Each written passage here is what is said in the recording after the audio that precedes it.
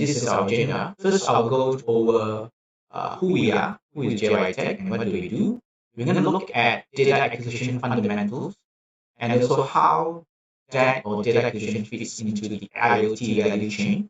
Later on, my colleague is going to talk about hardware platforms, and we will actually do some demos to show you how to use our software, and also look at the different software platforms, especially C#. And we're going to look at some application development examples. And if you have time, we're going to go through some question and answers from the audience. So Jytek is a pretty new test and measurement company. Basically, the company came about with collaboration with AD-Link. So it's a joint venture company with AD-Link, who is a well-known data acquisition and test and measurement vendor whose HQ is based in Taipei. Eventually, AD-Link will spin off its test and measurement business, and it will become Jytek, and consists of PXI modular instruments, data acquisition, and GPIE. AD-Link is one of Intel's top 4 vendors globally, and has been in the business for quite a while. What Jytek will bring to the table is we will provide our software platform called Jytek SeeSharp, which is gonna focus on later on, and we provide complete coverage under existing AD-Link PXI hardware platform. And we also have partnership with well-known PXI vendors such as Innova's, Pickering, and Keysight. We have a direct sales model, and we will try to set up direct offices across the region to service our customers. And we serve a broad base of customers, ranging from semiconductor, electronics, to military, aerospace, to research and academia, and so forth. And we also have resources to support our customers in using both our hardware and software platform. So we have actually branches in all these countries. For the ASEAN region, the headquarters is actually based in Jytek, Malaysia, which I'm heading. Data Acquisition Fundamentals, or DAQ for short. Basically, a data acquisition system consists of sensors, right, that measures temperature, strain, force, and the sensor is connected to a DAQ device that provides signal conditioning for the signal and analog digital converter. And this hardware connects over a bus to a computer system. Could be a laptop or a PC. And we provide driver software to control our hardware. And our customers can use all these components to come out with their own customized solution or application software. Let's look at the sensor. So basically, a sensor or transducer converts physical phenomena such as temperature, strain, force, vibration, and sound into an electrical signal in the form of voltage, current, right, or resistance. In a nutshell, there are two types of analog signal from the real world. You have the digital signal. In this case, you're interested whether the signal is on or off, 0 or 1, high or low. The other type of digital signal is that you are not only interested in the state of the signal or the digital signal, but also the rate of change of the state. That means you are interested in how long the signal is high and how long the signal is low, and you can use it to do pulse measurement generation.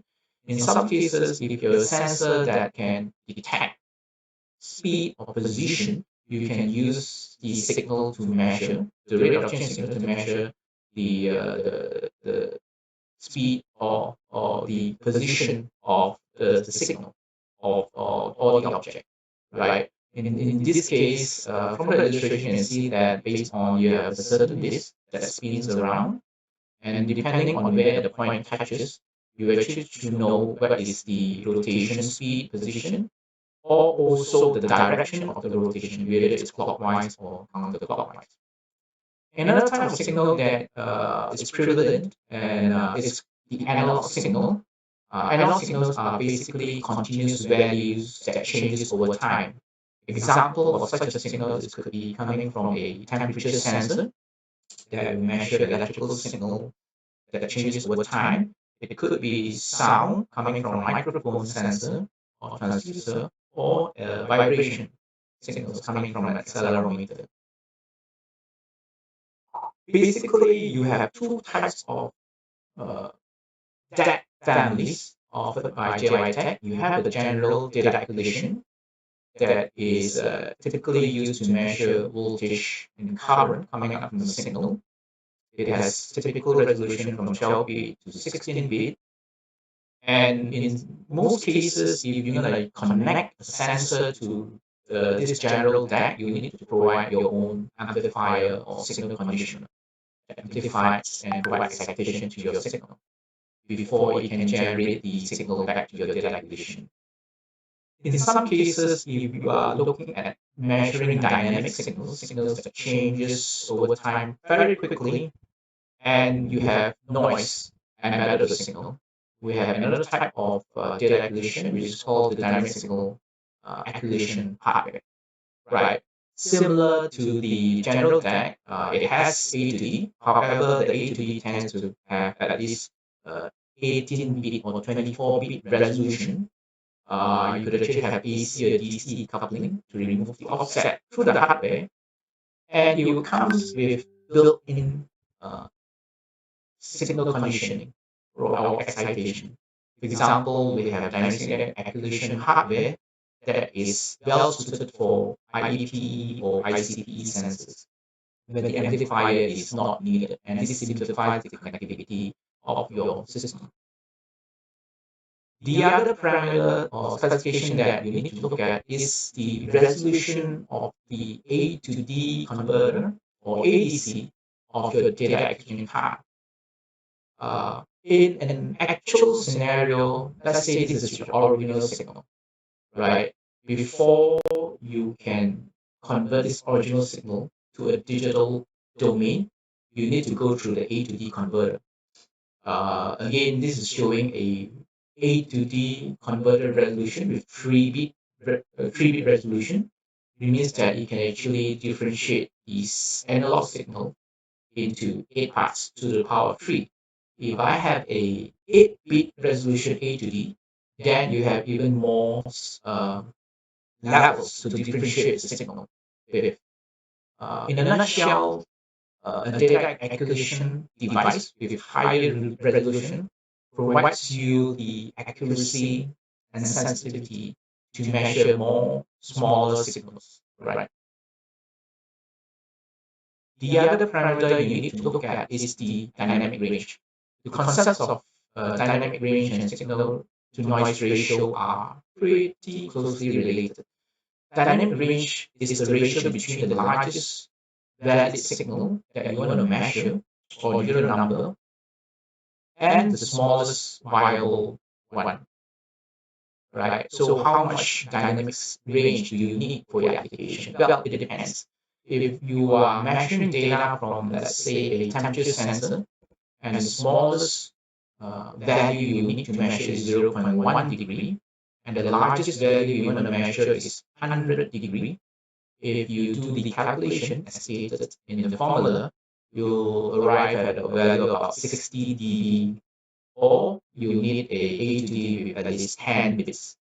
However, if let's say you need to measure the temperature, smallest temperature to 0.01 degree, up to 100 degree, then you probably need to have a ATD resolution of 13 bits or more, right? The higher the resolution of the DAC device, the higher cost you have to pay for it. Signal to noise ratio is the ratio of the desired signal size to the noise signal size, right? Or noise floor. So you need to select a data acquisition device that has a good enough signal noise ratio such that the smallest signal that you are interested in, right, is above the noise floor. If you are looking at measuring microvolts and also both in the same scenario, right? You need to have a large dynamic range and a good signal to noise ratio to get good results, right? So there are pros and cons. The other specification that you need to look for a data acquisition device is the sampling rate. The sampling rate is the number of samples or points that you want to acquire in your incoming signal, and normally it's stated as number of samples per second, right? So the higher the sampling rate, the more points you will acquire in 1 second, right? So how much uh, sampling rate do you need for your applications? So based on the DAQ sampling theorem, if you want to correctly reconstruct the frequency domain of your signal, you need to sample at least more than 2 times the the highest frequency component of the signal, or we call it the Nyquist sampling, right? So the Nyquist frequency. If you don't do sample sufficiently, you come into what I call an aliasing effect, right? So you can see in this illustration, if let's say we undersample the signal, not only you're getting a wrong waveform of the signal, you're getting a waveform that is lower or false frequency for your particular signal. In practice, we need to sample at least 5 to 10 times the highest frequency component of the signal, right, to properly construct both the frequency and the time domain of the signal. So IoT in a nutshell is a wide area that you need to look at. Basically, you have industrial IoT, okay, and you have IoT or consumer IoT.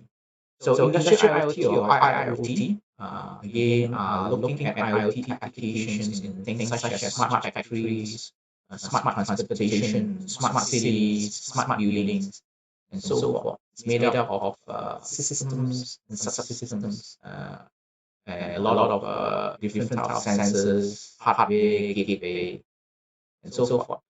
When we talk about IoT or consumer IoT, you are focusing on things like smart speakers, like Alexa, smart thermostat, like Nest, smart watches, and smart device, smart washing machine, and so forth. So today we're going to focus more on IoT or industrial IoT. And data acquisition is basically the heart of the whole value chain, right? Because it consists of acquiring, converting physical phenomena from your senses to digital data, and later on you can use that data for big data analytics, right? Analyze the data and use it for machine learning or deep learning or artificial intelligence, right? So it's a pretty much a very important portion of the IoT value chain. When we talk about data, basically the data can not only come from sense, it could come from RTUs, PLCs, devices, and machines. Again, the data can be coming from also database, from the web, social media, and so forth. So basically, when you look at data collection, you are looking at the 3Vs.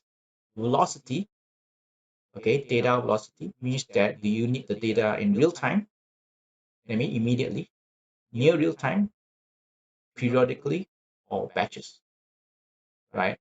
Variety, so we're talking about data coming from, for example, a sensor, data coming from a camera, a video stream, coming from the web, or coming from a database, right? And then the last thing you need to look at is the volume. So if you have data coming from a sensor like temperature, which doesn't changes much, for example, for smart homes, per day you might be getting kilobytes of data for one channel of temperature or humidity measurements.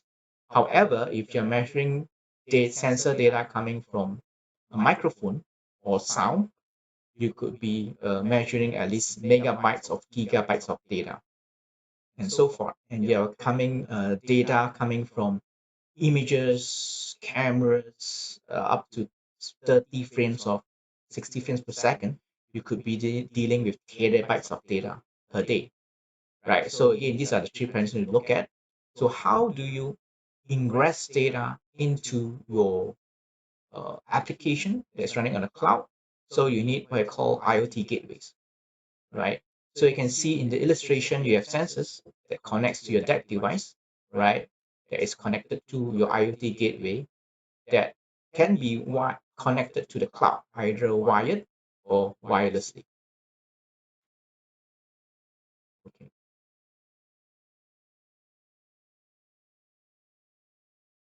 Again, you can actually use the data to perform deep learning, right? And use that model to do artificial intelligence.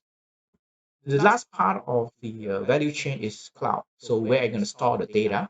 Again, it could be stored in a data center, a database, and a cloud database. You could be using either a structured database, SQL, or NoSQL, unstructured. And in data pertaining to sensors, you're looking at specialized database like a historian or real-time database.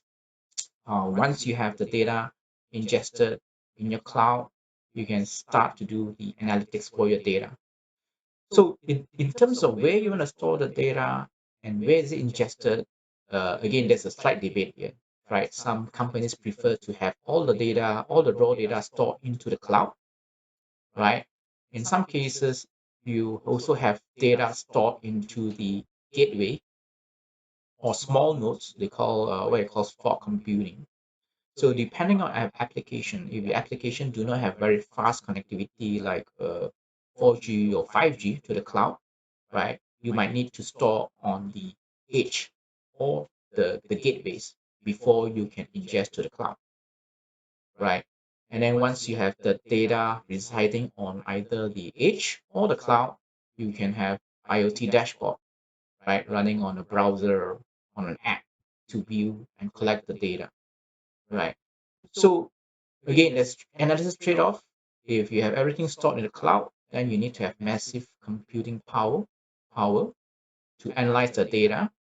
If you stored some data at the edge, you could analyze some of this data and also return some of the results to the cloud, right? Depending on how fast you need the results, right? All the analysis done.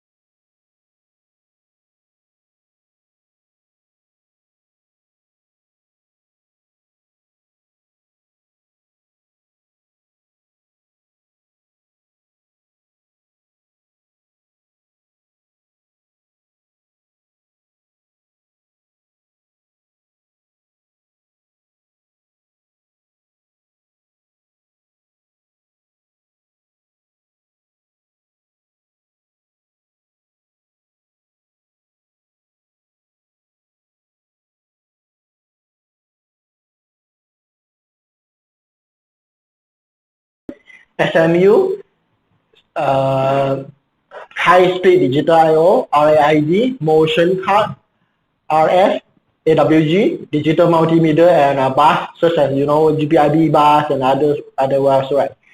So our hardware line is including a low channel, which is we recommend a USB device. And for the low cost distribute and edge platform, we do have a gateway that have a Windows inside, is embedded, right? So for the multi-channel route planners edge platform, we do have it also. So for the multi-channel and high performance edge platform, we do offer a PSI platform with also is an embedded system. Okay. So move on our product family, right? So we have a PSI, PSIe, PSI, PCI, PCIe, USB, and GPIB and gateway, as just now I mentioned. Yeah. So you have any problem, right? You feel free to left out your comment. Yeah. Move on. So for the PSI or maybe PSIe, right? So we do offer a chassis 6 to 19 slot. So as you know, right? So they have a PSI associate, right? So our product is based on the associate, and you can use it with another platform, as just now I mentioned, right? You have a Keysight, you have a AD-Link, so it's compatible. Okay. So for the controller, we do offer i3, i5 to i7, and selectable SSD or maybe HDD. Yeah, you can select what you want. So we have a different model on it. Yeah. Move on, we have a TSI platform, and this TSI, as you know, right, is our new product. It supports Thunderbolt, so it's fast and high quality data collection and sampling rate up to 18 mega sample per second, and all channels support signal synchronization, and they have enough of onboard memory where you can store it for longer. Yeah, it's a high performance device that you can get from us. Move on. Also, we have this kind of simultaneous sampling multifunction DAQ analog input from 16-bit 4 to 8 channel, and the speed is 250K until 2 mega sample per second per channel, and the output is 12-bit 2 channel. Also, we have a different kind of DIO 4 to 24 up to TLL and a counter as well. So we have a different model on it, so you can select, or maybe we can add your requirement. Yeah. So this multi-function that, right, also 12 to 16 bit, 32 to 96 channel, and those analog output DIO. So if you are interested, so I start around maybe for 5 seconds, you can print screen it. So also you have any problem, you feel free to reach out to us, and you can let us your comment, we can contact you. Also, continue with analog output DAQ from 16 to 12 to 16 bit, 4 to 16 channel for the voltage and also current. So up to different kind of spec. So again, we have a different kind of model for it. Yeah, for the digitizer, high speed digitizer, 10 megabyte up to 200 megabytes, and 200 megaseconds. Sorry, not byte. Okay, sorry for that. So onboard memory 512 MB to 1 gigabyte. Okay, dynamic signal analyzer for those kind of sound and vibration analysis, and you can see the spec as well. So we do offer a 2 to 8 channel up to, and digital I/O and counter.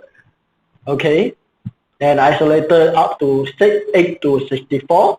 Okay, so next we do have a USB to GPIB or maybe GPIB. So for the USB part, right, no separate power required for using a USB device. So for this USB device, right, we do offer a different kind of model. So those kind of model including analog input output, digital input output, isolated DIO, timer as well. So let's say you have any kind of requirement on this. I think for the low channel, right, I think USB is the best part for it. It's the best device for you. So also you can see the counter time 4 to 80 megahertz up to, and also analog output as well. And for this GPIB interface, right, the GPIB interface that we are offering, right, is compatible with NI 488.2, and also is able to support industrial standard VISA libraries such as NI, National Instrument, Keysight, and others. So which means you just plug and play without you changing anything. So for example, you have a NI VISA, or maybe we have Keysight driver inside, so you can just plug and play, and you don't need to install alternative things. Yeah, and most importantly is we offer it in the low cost portion. So also you can left out your comment, you can contact us after this. For the gateway embedded, we do have a vibration and monitoring edge platform. So 2 to 4 channels simultaneous 128 kilo sample per second, and it's optional Wi-Fi kit. So you don't have a, if let's say your site is have a flexible wireless or maybe Wi-Fi, right? So you can use either wireless in a LAN, or maybe you can use a Wi-Fi as well for the gateway module. So also we do offer DAQ, so flexible. You can plug in such kind of PCI card. Okay, next. Okay, so I will show some of the hardware platform that we have. So before we move to the software portion, so let's check it out. I have a sensor, accelerometer sensor, IMI 603C and 01. Yeah. So in here for the data logger, so I have a 2405 data sound and vibration module. So you can see here they got 4 analog input channel, AI1, AI2, AI3, and AI4. So let me show you how to connect it. So at the first we have this micro USB. So we plug in into here and we lock it to ensure that it does not plug out. Maybe when we are doing our condition monitoring or anything, yeah. So in the other way, they have a USB plug that you connect to your PC. So get back to here, we got our sensor, right? So it's a BNC port that you can directly plug in into our data logger. So you can see in the other way, so you connect with the sensor from analog input, the first channel, and the other way you connect to the USB. So from the USB, right, we connect to our PC. So when we connect it, right, so you can see there's a red light. So you just need to take a minute to wait it, so until it becomes yellow. So when it becomes yellow, which means it's fully been connected. Okay, so once we connect our device with our PC and sensor, right, the first thing we need to do is we need to download the driver, hardware driver. So what normally I will do is I will go to Google Chrome. So let's say you are using a MacBook, so you might be choose a Safari or maybe Internet Explorer based on personal preference, right? So I will grab JY, go to our website jytek.co. Okay. So first thing, so if you see we have our product in here, we have a download, event, solution, and support as well.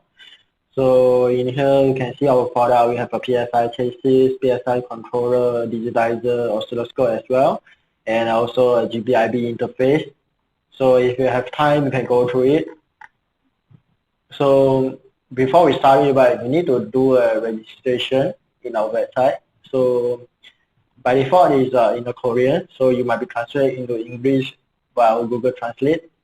So first thing, remember to read through the membership terms and conditions. So you can take some time to read through it.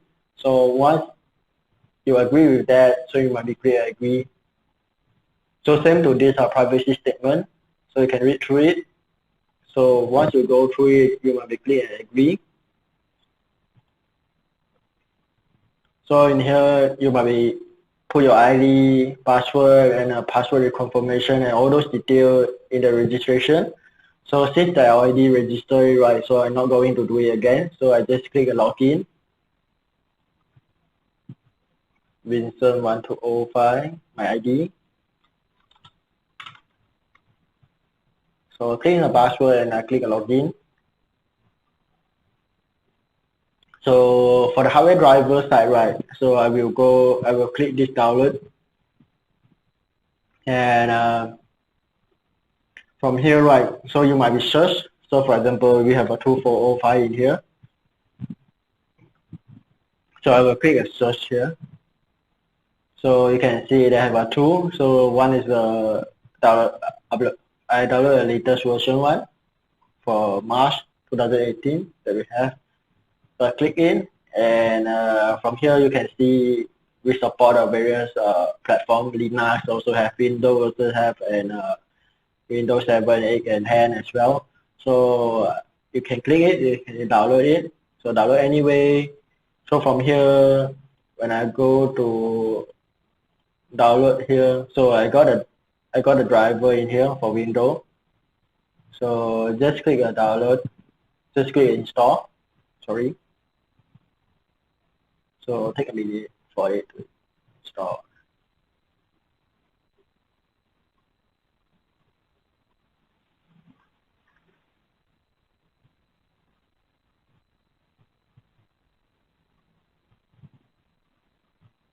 So click setup.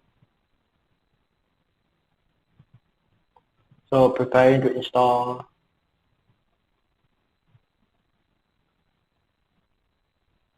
So just click next. So I already have the driver, so I'm not going to do it again. So if let's say the driver have some bug or maybe crash, you might be click the modify, or maybe you can repair it. So I'm just going to skip through the step. And actually, how you going to ensure that you have the driver or not? So in here, I will just go to File Explorer.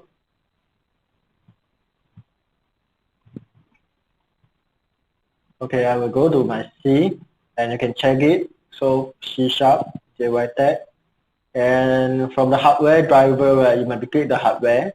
SeeSharp, you again C, click a SeeSharp, Jytek, hardware, and from here for our device 6205 is the DSA, Dynamic Signal Acquisition. So I will click DSA. And Jytek USB, so you can see the driver in here, so which means it's successful been installed. So for the hardware portion, so how we can ensure that our hardware is connected with our PC. So there are two methods. So the first method is go to the device manager, go to Start and Device Manager. So Universal Serial Bus Controller, and you can see here you got an AD-Link USB DAQ 245 device. So another side, right? So in here we got a device manager in here, so you can install in our website with the same method as well. So if you have any problem, you can reach out to us as well. So also we can provide you the installer. Okay, so I will just right click it. Device Manager, Jytek version 26, and I'll look for the device. And what we can see is the USB 6205. So slot number 0. So we only have one slot. So let's say you have 2 slots, 3 slots, then the number might be there. So name, so Jytek USB 6205, and you can see the vendor and the model number, and just now the hardware that we install, the hardware driver here. So you don't have a path. So click on the test panel, and from here we can do some of the demo on it. So the sample mode we set by continuous, so that we can monitor it. The channel number in here we have a channel 0, right? Just now we connected. Sampling rate we put as a 10K. Sample to read we put as 1K. So coupling either DC or maybe AC. So just some of the knowledge, right? So for the AC coupling, right, so it allows the AC signal to pass through the connection. So for the DC coupling, right, so it allows both AC and DC signal to pass through the connection. So what you can see, right, so in here you can see they have a huge difference on it. So with the AC coupling, right, so it's a real data. So basically the signal both AC and DC will be the same. Just if let's say you have a DC, right, you can see the offset number, but for the AC one, it's a purely real result. So what is different about it? So AC coupling, right, so it's mostly focused on IECP microphone or maybe accelerometer. So for the DC coupling is a thermocouple or maybe DC accelerometer. So does not only measure frustration. So what I can say is really depend on what you need. So let's say you have this ICP microphone, right? You might need to monitor in the AC. So it's not, let's say for thermocouple, you might be needing a DC coupling. So actually it depends on your testing requirement. What I can say, yeah. So let us continue back. So in here, I will just use a DC lah. So for the terminal, so they do have two options, either this one or this one. So you can select it. So IEP, so I'm going to set as true. So I start it. So you can see they have a little bit noise in the initialize. So for the sound, so I have my phone in here, so I will do a vibration so that we can see how it's able to capture. So in here, my phone, I will just use a vibration and I will choose a rapid mode. So for the accelerometer that I have in here, right, so I will just put at here. So let us monitor when I click a rapid, right. So you can see the signal being recorded. So again, I press again. So you can see they have a sound in here. So let me put maybe heartbeat. Okay, another one, SOS. Okay, so you can see they have a signal recorded. Again, I put back a rapid. Okay, you can see a rapid signal, right? Okay. Okay, so after we have some demonstration on our hardware introduction and device manager, let us move back to the Jytek software platform. And here our platform, we call it as a C#. So the platform is including a C driver, signal analysis library, graphic user interface, and design example. So for the C driver, right, so we do provide a full C driver to all our products. So also up to 90% or above of our product is supported by LabVIEW and other platforms such as the MATLAB. So the C driver, it basically is AI, AO, DI, DO, CO, and CI. So for the most basic one lah. So signal analysis library, right? So we do have a GUI for spectrum analysis, phase detection, filtering, harmonic distribution, tone analysis, and including a report generation toolkit, which I will demo it later on. So graphic user interface, right? So you can see here we do have a waveform, we do have a NOS, and we do have a LED on it, digital input, and also we do have a button, the GUI using a open source platform. And for the design example, right, as you can see in here, we do offer those normal design example, continuous AI waveform and discontinuous FireNet and all those things. Yeah. So for the sound and vibration toolkit, right? So for the normal one, the filter, FIR, IIR, synchronization, and harmonic, including the RMS, SNR. So for the RMS one, later on I will demo it in the one of example as well. So report generation, signal, white noise, JTFA, spectrum, and frequency response as well. Okay. Let's move on. I will show a little bit of example on the C#. Okay, so just now we demo about the device manager for single measurement. So let's say you are facing a complex engineering problem such as you need to have a few channel measuring together and you need to really customize your test panel or anything. So we do in the Jytek, right? So we do support it. So we have open source test and measurement platform. So let me show you how we can do it.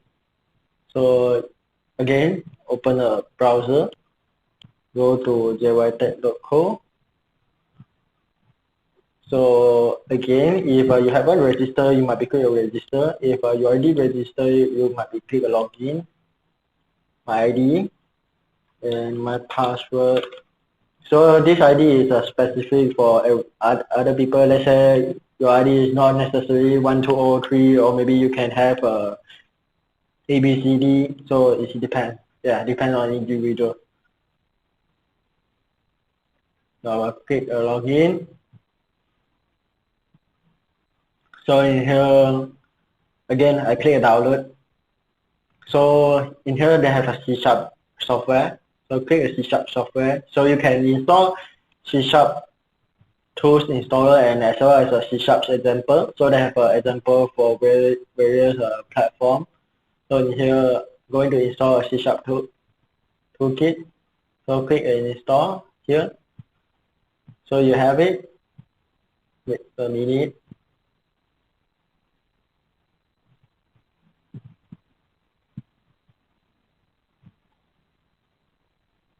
Okay, so in folder. So in here you can see I have a C# tools installer. So double click it. Click the installer EXE file. Run it anyway. Install. So I already installed it, so I'm not going to repeat again. So I'm just going to close it. Okay. If let's say you haven't installed it, you might be clicking next and install it. Just a very simple within 1 to 2 minutes. So also right, so we have an example in here, recipe 2405. So you can see the analog input, digital output, multifunction. So let's say I click so I can have the AI continuous. So let's say you are a programmer, right? So this might be your good reference. So you can have it, you can combine it. Let's say you want to have an analog input with a digital trigger together. So you might be combine it and create your own program. So it's a good example. So let's say you want to use it directly, you also can. And get back to our part, right? So let's say you already installed the C# tools, right? So how you ensure you install it? So go to here again, C#, Jytek, and you can see you have this hardware. Just now we mentioned our hardware driver, right? So you can have this C# tools, and here you can see the menu, C# tools menu, and we have our C# tools. We have our EG chart, pressure gauge, and those kind of GUI. So it's a free software, so you can get it for free without paying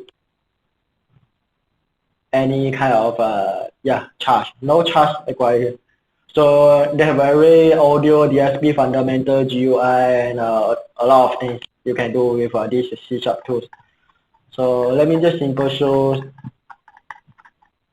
So in here you can see you can have this waveform generator, and also you can have a chart, you can have a log for a measurement, you can have a meter as well, LED, and an EG button, the button that you have, a switch as well, button switch. Yeah, you can get it in the C# tools.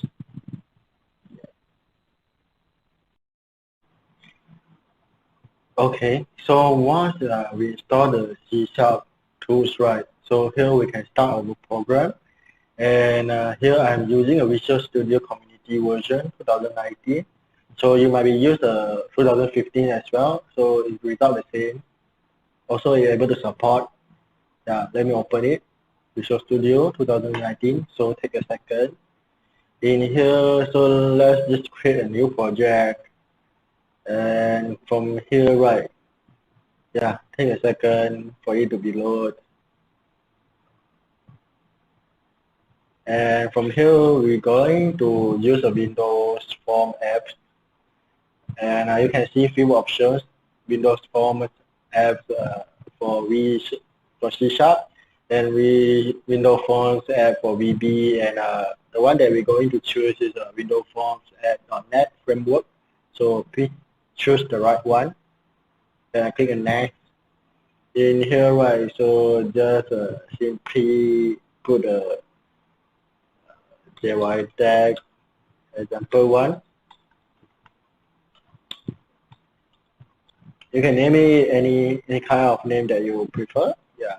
Here I just put an example one. So create it. Again, take a few seconds.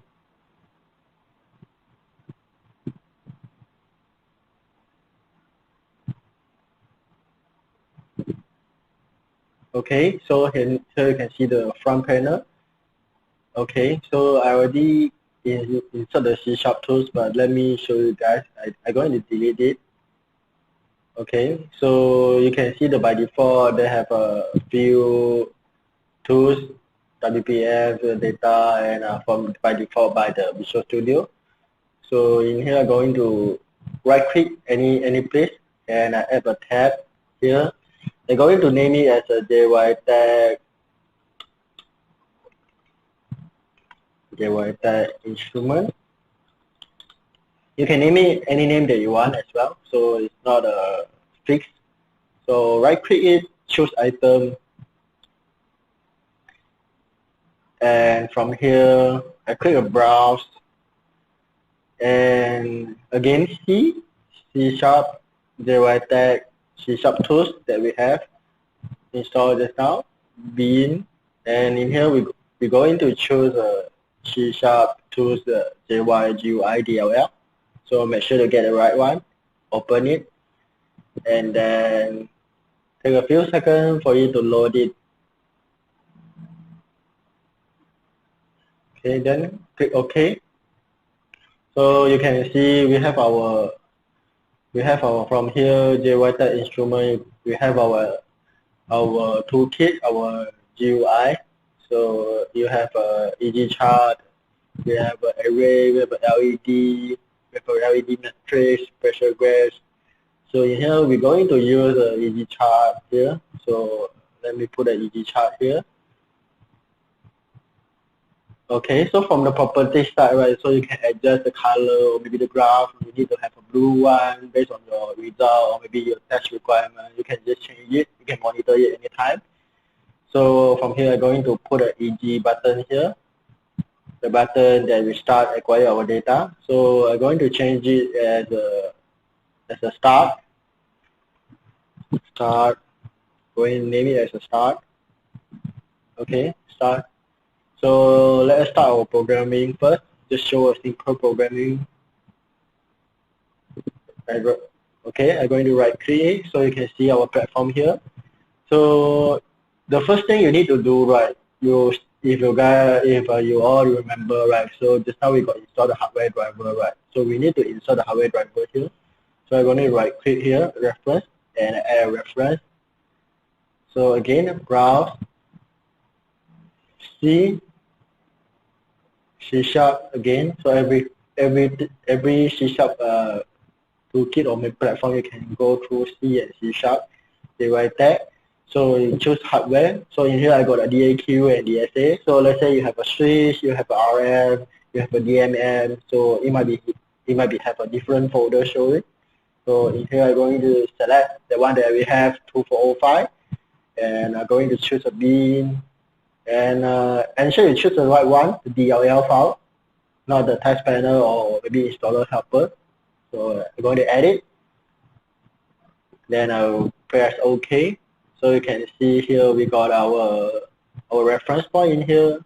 So once we get ready, right? So we're going to use it using the USB 2406. Yes, 2405. Sorry. So in here, right? So I'm going to do a simple programming. EG button 1.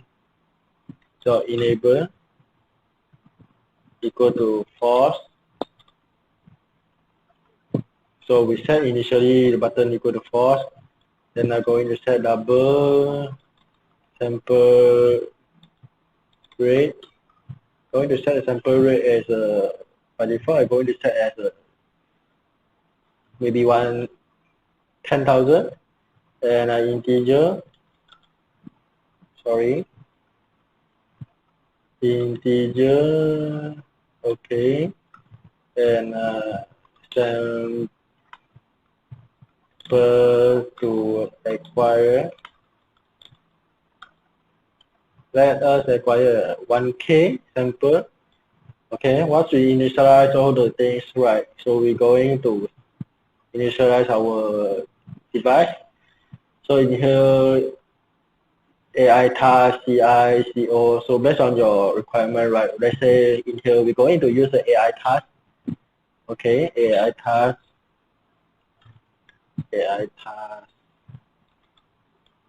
equal to new. We initialize it. USB AI task. We create a new simulation task in here. And once we do it all, so we're going to set our parameter. AI task dot add channel. We're going to have our channel O, or first channel connected to the sensor, and then we have AI task dot mode equal to AI mode dot. So in here you can choose either you want to have a continuous, finite, or single. So let's choose a single one, the simplest one. Okay, AI task dot sample rate. So sample rate we're going to use the one that we initialized just now. Equal to sample rate. AI task dot sample to acquire equal to sample to acquire again from the above. Close it. So once we set all the parameters right, so I'm going to start it. AI task dot start the program. So once we start it right, so we're going to record it. Double AI data. We're going to set the result as AI data equal to new double pull the sample to acquire inside AI data, and AI task dot read data. We're going to read the data, AI data sample to acquire, -1, continuous. Okay, and then we're going to stop it after we acquire all the things so that we can record it. AI task dot stop.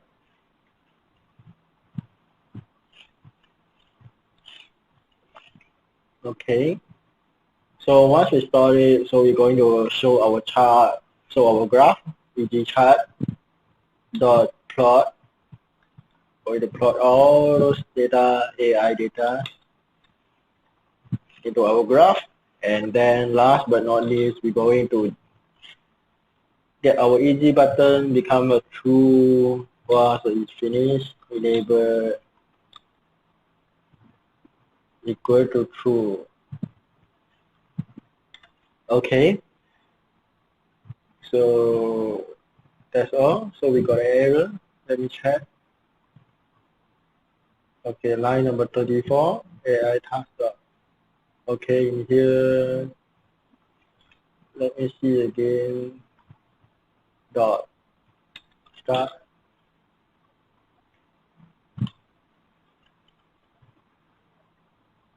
Okay, so okay, done. So let's try to run the program and see how it can be.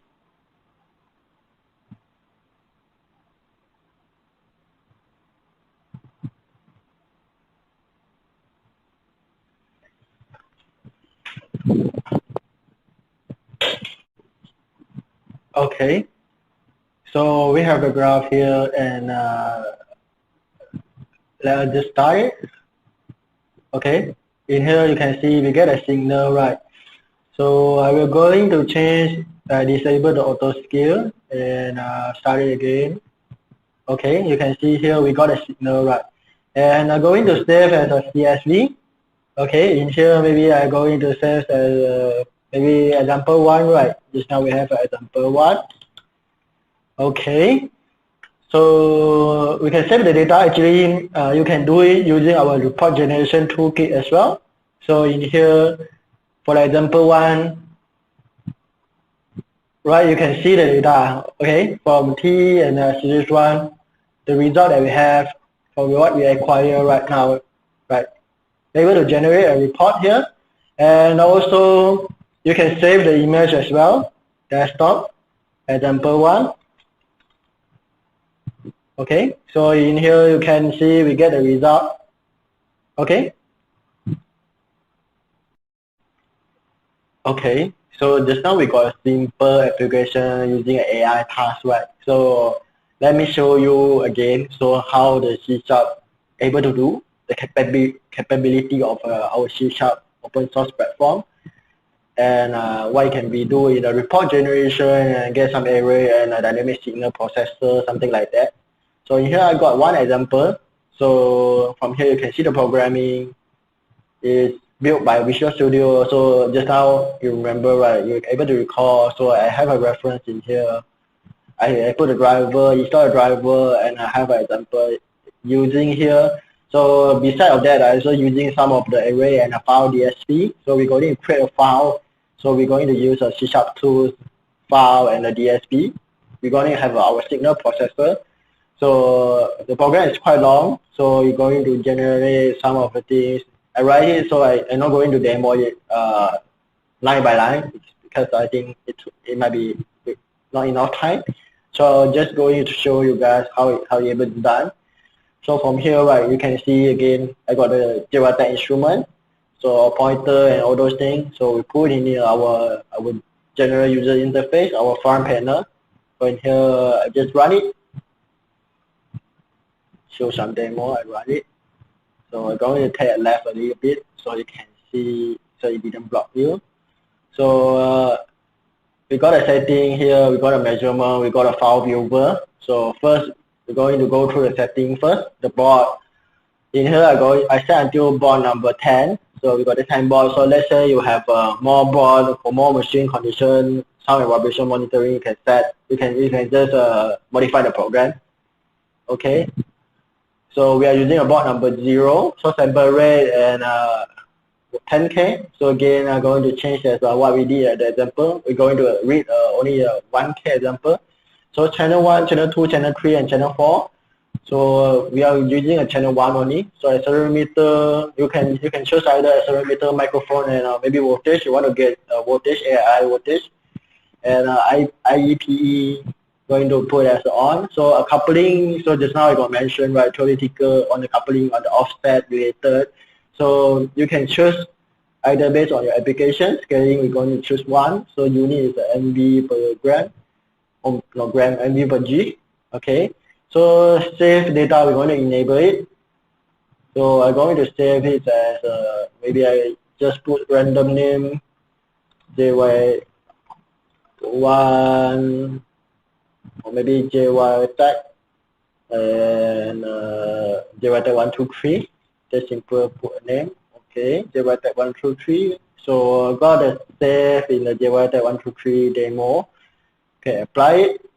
So in here, you can see we got the RMS reading, we got the time. So here you got the alarm and the warning. So let's say you can set it. So let's say it reach how many. So you can set the alarm to be sound. Okay. So in here, we're just going to start it. Let us start so you can see how is it going on. So I start it. So you can see the channel 1, they have RMS value in here. So the sensor is in static, so I didn't touch it. So you can see it got some noise, little bit, but it's by normal. So in here, let's say I touch it. Okay, I have some of the vibration in here. Okay, you can see I have a vibration. I shake it. So we have a vibration, you can see the graph start to be changed. So if we got the vibration in here, same as the time as well. So I have some vibration in here, I shake it, and maybe I knock it. Okay, I knock it, so you can see the graph change more obvious. Again, I let it in my table, it becomes static. So you can see it becomes stable again, the graph becomes static. Again, I start to shake it, and I knock it. So it has some data. So once you once we get the data from maybe you want to measure the data from maybe 1 hour or maybe 10 hours, right? So in here I only measure 1 minute. So stop. So our time is 1 minute. So let's go to the file viewer. So I go into open back, and just now I save as a Jytek 123, right? So I'm going to open it. So it takes some time, maybe few seconds again to open the file. Let's just wait. Be patient.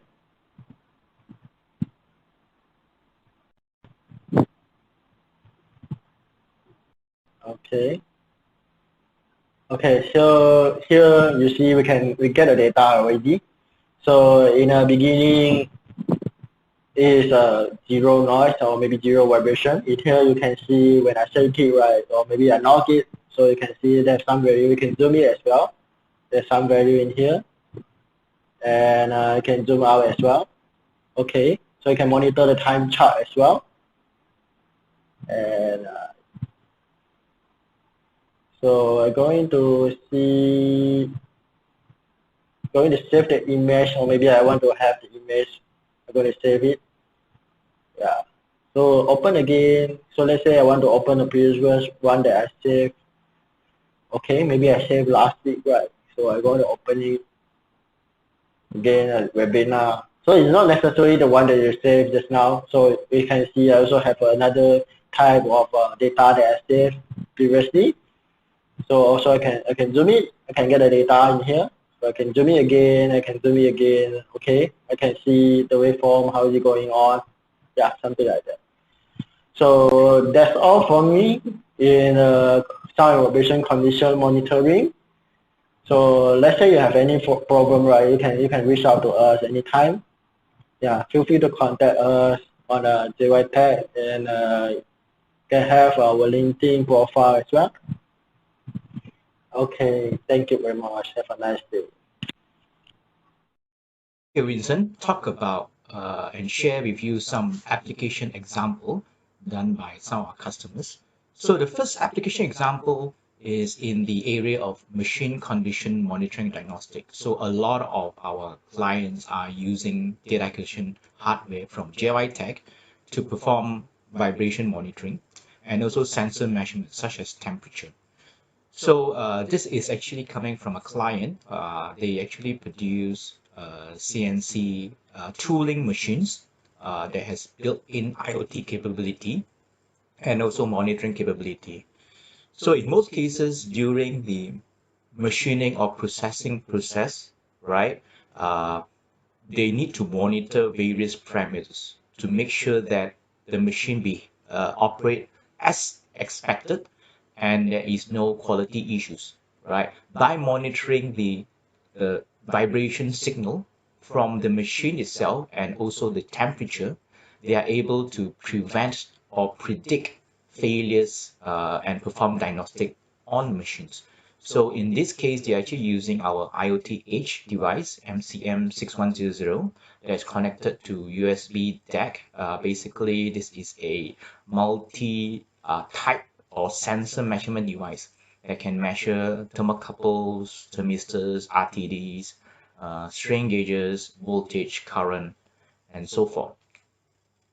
The next application I'm going to share with you is also for a inspection system. Basically, this is the customer have been using a very old system to perform the measurement. However, the measurement was done manually, so they need to automate the measurement, and they are using again MCM6100 with built-in sound vibration capability to measure the signal, in this case the peak value of the vibration, right, of the machine, and to make sure that they can detect any deterioration over time, right, when they use the machine to measure symptoms. The third application is also measuring both vibration and temperature, right? And this is actually for a engine test bed. Basically, this setup tests an car engine, right? That is again used in R&D, quality assurance, right, and so forth. So in this case, the test can run hours, days, or even weeks, right? So they need a system that will automatically collect the data, save into the database, and also report on any anomalies if something happens during the test.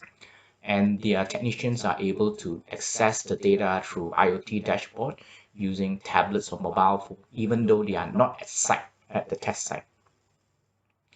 The third application is again testing turbine engines and predict failures, right? So this is a high channel count application.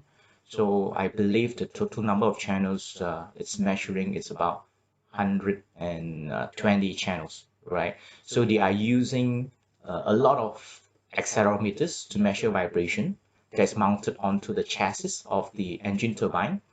And using the massive data collected, it goes through deep learning, artificial intelligence, and they're able to predict the failures. So one of the result of the prediction is they come up with a RUL, or reliable useful life parameter, where it will predict not only failures of the engine itself, but it will predict up to days or in sometimes hours before the failure happens.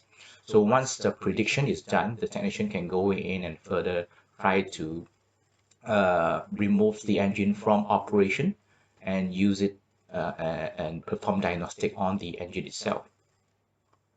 A lot of the high channel count applications is ideal for our PXI platform, where basically it's modular in architecture, and then you can expand up to 250 modules. For example, we have 8-channel sound and vibration analyzer module. You could have 250 of them, right, in a single PXI system, collect all the vibration data, and all the data is synchronized accurately for any phase measurement analysis that you need to do later. The next application example is actually from a ICE or in-car entertainment maker. So they produce these ICE systems, right, for the market. They initially they were using an old benchtop instrument to do the measurements. So they migrated to a PC-based system, industrial PC, with one of our hardware with PCI 969527, which they're able to measure the quality output of the product that they are testing. So they are taking parameters such as signal to noise ratio, SINAD, THD, total harmonic distortion, right, coming from the car audio system, right? And after the test is done, a report is generated. The next application is actually from a customer who operates a small hydroelectric power generators, right, in the country, right? So with small hydro power generation, it needs to use a lot of sensors, obviously, to monitor things like the flow, the pumps, the turbines, right? It continues to draw seawater, right, to power up the small hydro. In some cases, you can actually affect the environment, right? And again, if let's say there's any outage, a lot of things could happen, right? So using the data collected from temperature, flow, and pressure, it goes again into a processing algorithm, is able to come out with, again, reliable, useful life of the pump, right, such that technicians can predict and prevent failures from happening that can be catastrophic, right, for the environment. The next application is actually coming from a customer who owns a facility, right? Basically, it's similar to what I've talked about, right? But again, there's this new term called PHM, or prognostic health management. So again, as human beings, when we get sick, we go to a doctor, and the doctor would take readings, right? Our heart rate, blood pressure, and things like that. This is PHM is the same thing, but for machines and assets. So using sensors and data acquisition, we actually will monitor all the parameters, right? Similar to what you find in a human being, and using those parameters to perform prognostic. Previously, the customer was using instruments, handheld instruments, and then they have to send technicians all over the place in this facility to take down the readings manually, right? So in such an environment such as, again, it's raining, right, or under the hot sun, right, it's not so suitable to have, technicians go around minutes or even seconds to collect the data frequently. So in this application, we recommended customer to use the MCM 6100 again. And again, the MCM 6100 actually can add in a mini PCI card, right? In this case, we added in an LTE module. So this whole system is installed at site, outdoor, right? And it's connected to various sensors to collect the data, right? And the data is being sent to the cloud. So using the data, they can perform the PHM, right, to look at anomalies and also predict any failures, right, to the system. The next application, again, for for factory facility. So basically, we're doing Industry 4.0 or smart factory type of applications, right? In this case, it's doing similar monitoring for vibration, temperature, pressure, and what is additional on this application, they actually are using Microsoft HoloLens. So the data is being collected through the DAQ system, sent to the cloud, and the HoloLens picks up the data and overlays the measurements and reading. So as a technician goes through the factory itself using the HoloLens, all right, the data or prediction of the machine failures is overlaid onto the HoloLens itself. So the technician can pinpoint accurately where is the trouble spots, right? And using the HoloLens, they can bring up virtual manuals, right? That sort of like augment the capability of the technician to fix, right, certain parameters, right, or to fix the machine itself at the site. The next application is again sound measurement application. So we have a manufacturer of motors, right? So previously they have a very crude way of testing these motors. As the motor comes up the line, they will turn on the motor, and on operator will hear the motor sound, right? So based on the operator experience, certain sounds can tell the operator that, okay, this motor is good, or there's something wrong with this motor, right? However, with the human way of hearing, again, a lot of errors can occur. For example, if let's say the technician had a bad day, right, argue with the wife the night before, right, he might not have so perceptive sense of sound or hearing, right? Maybe the wife shout too loud to his ear, right? So again, a lot of errors could happen. So in this case, we recommend our customer to replace the operator or the technician with a IEPE microphone or so-called electronic ear that will mimic the hearing from a human ear, right? So the data is being collected over the MCM 6100, and again, they are using machine learning and AI-based inspection, right, system that will accurately identify sounds. So first they will record the sounds of a good motor, and then plot samples of bad motors, and using AI to differentiate between the different type of sounds and to come out with the result. So today we only cover collecting data from sensors, right? So if you think of it, a camera is also a sensor. So coming from AD-Link, they have actually smart cameras. Basically, it's the sensor array that you normally find in smartphones, right, or cameras, right, embedded together with the processor in one unit. So what happens is that it will take an image of any object, right? For example, you can take image of analog gauges, dials, digital meters, and perform recognition, right? So in some cases, for machines or sensors does not have electrical output, this is a way to overcome that limitation. So we also have another solution where you could actually connect, right, sort of like a intelligent IoT device or gateway. Again, this product is called the DAQ 100. It will collect to the operator output. So in some machines, you have a OPC, maybe it's running DOS, maybe running Windows 3.1. It will output a operator interface. So this DX 100 will extract the operator interface output from the proprietary or old machine, perform OCR, optical character recognition, and convert them into a report, a text file, or write to the database. This DAQ 100 also can mimic keyboard and mouse clicks, right? So this device connected to a proprietary machine can be operated remotely, right, over the cloud, right? So this mimics the operator clicking on the keyboard and mouse to control going through multiple screens, and it will also capture all the parameters in this. So this in a way typical industry 4.0 applications where they retrofit an old system, add additional intelligence, and extract data uh, as part of the IoT, big data process.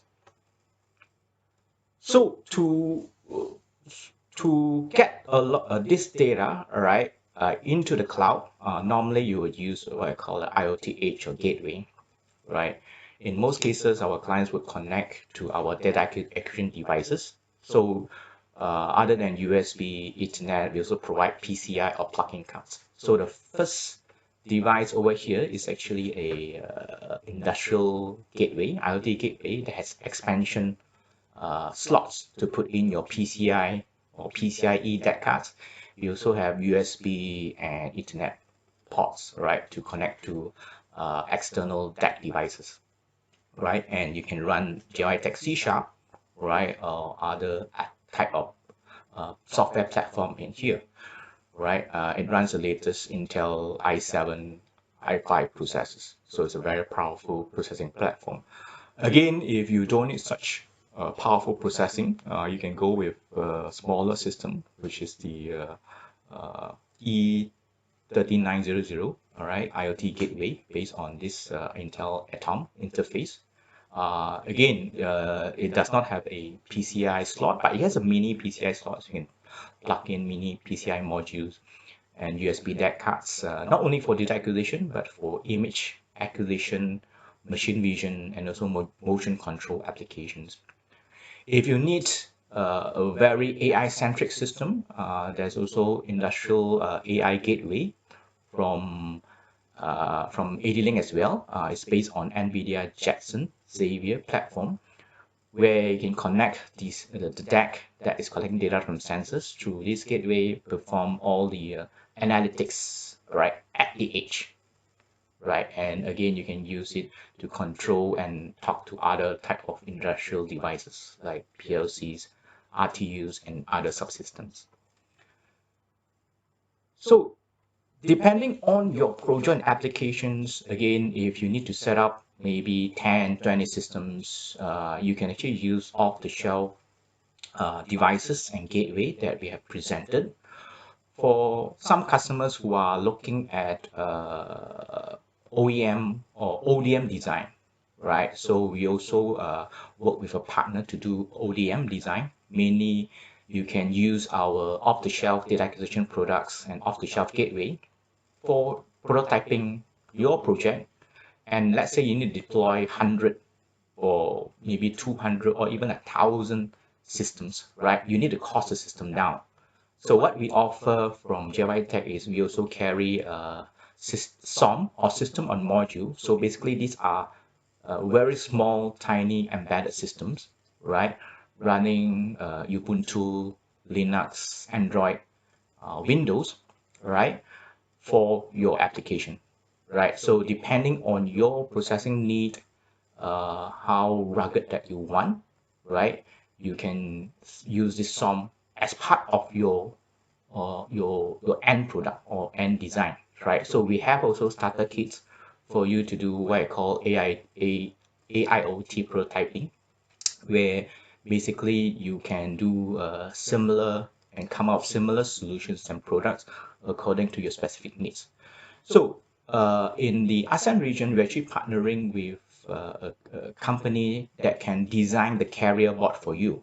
So the SOM itself only contains the CPU, digital IOs, and memory. Next, we have Mr. Padma, who will talk about his design services. Good afternoon, everyone. My name is Mo Padma. Today, I'm representing Promosys Technology, presenting to you IoT-based data acquisition hardware for edge processing. Okay, before we continue, let me briefly explain to you about Promosys Technology.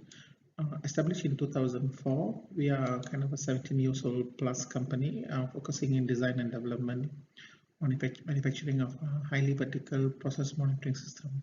So in this context, when I say highly vertical, means products that is premium products, low volumes, robust, used in for many years. So we have products like we installed in 2006, which is still until now it's still operating. Of course, it's using SMS technology. We have about 35 engineering staff focusing on research, design, and development located in our Subang facility. In Subang, we call it our Product Development Center, PDC. We are a service provider, so we kind of provide our service to design and develop products for our customer, and we also have a low volume manufacturing facility, so we can do prototype and in-house low volume manufacturing for our customers. So products that need to be manufactured like 500 pieces a month or 1,000 pieces a year, okay, we do it in-house, so we can control supply chain and quality and performance and reliability of the system internally within our facility, so our customer can get total security. We are an ISO 9001 certified company. We also both our product development center and also our production facility in Klang.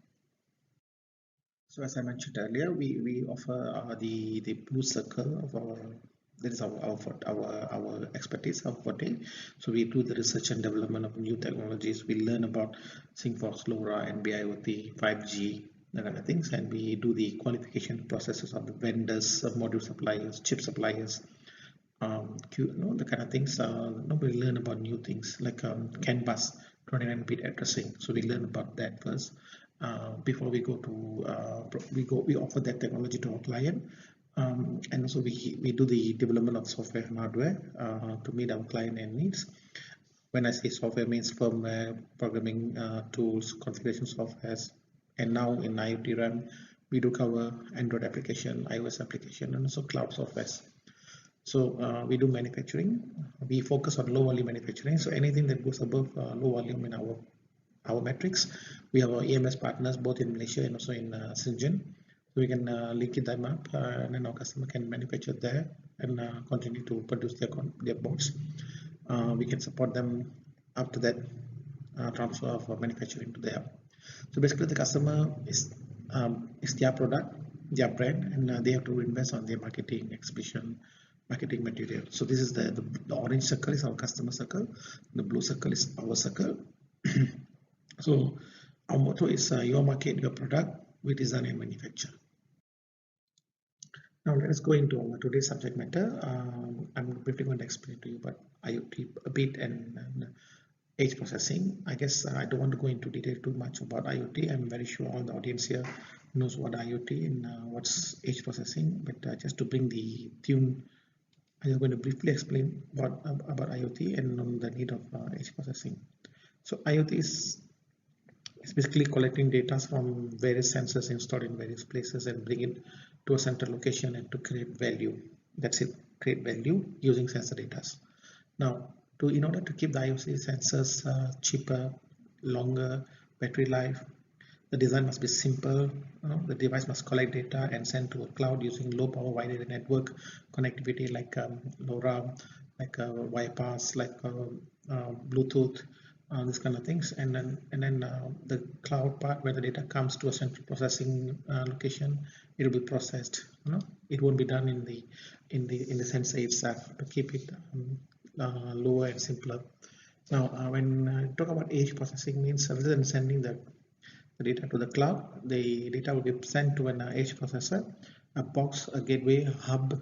A lot of people call it with a different name. So this is installed in between the cloud and the sensor networks, which collects the sensor data and does the pre-processing of the data, and also packaging it, added security, and sent to multiple endpoints to be processed later. So this is what the edge processing about, and I'll be slightly explaining to you 3 major edge processing solution that we have expertise about in the next few slides. So here a simple edge processing device architecture. So basically it will have a central processing core. In this example, I'm showing a sodium-based system on module carrier board, which will have a wireless sensor network on the downstream, and uplink connection can be a 4G, LAN, or Wi-Fi. Sensory input and output can be digital input and digital output, analog input, analog output, this kind of things. So there will be power management. There will be secondary power management for backup and either like solar or other kind of things. So in this example, we have done for a local customer, which consists of quite a high-end processing solution using a sodium 200-pin carrier card using a IMAX 25 core chip. It's an ARM9 chip. This is done for an industrial machine where they will install this edge processor into a plant where to collect data from various machines and machine parameters, process it in the plant itself, and then route it back to the cloud application which the customer have managed. So this one I can't show detail about the IO logics that we use because we have a strong NDA with our customer, but this is the basic architecture that internally I have. And then the final product is an aluminum casing, which is a good ventilation for heat dissipation and that kind of things, designed to work in a very heavy very highly dusty and vibration environment. So you stop this device in a corner, it works there for years to come. Okay, this is another example that we did for a customer in Malaysia. Also, this is used in Malaysia and also in Singapore, kind of edge processing but for image analytical. So we have 2 sets of a solution that we have developed for our customer. One is for the parking operator, where they want to do number plate recognition and open barrier gate and charge e-wallet based on number plate recognition. So for that we use Jetson Nano from NVIDIA, which is entry-level image processing solution. The second solution that we built on the same architecture design is using Xavier module from NVIDIA. Also, it's like Jetson Nano's ×3 or ×5 powerful capability, CUDA performance compared to Jetson. So this is used in a greenhouse installation where they want to monitor the growth and the color, the texture of the vegetation that our customer is using. So these are the example of image processing which is done at the edge. Image is not sent to the cloud, image is processed, image is analyzed locally, and then the resultant snapshot image or the resultant data is being sent to the cloud.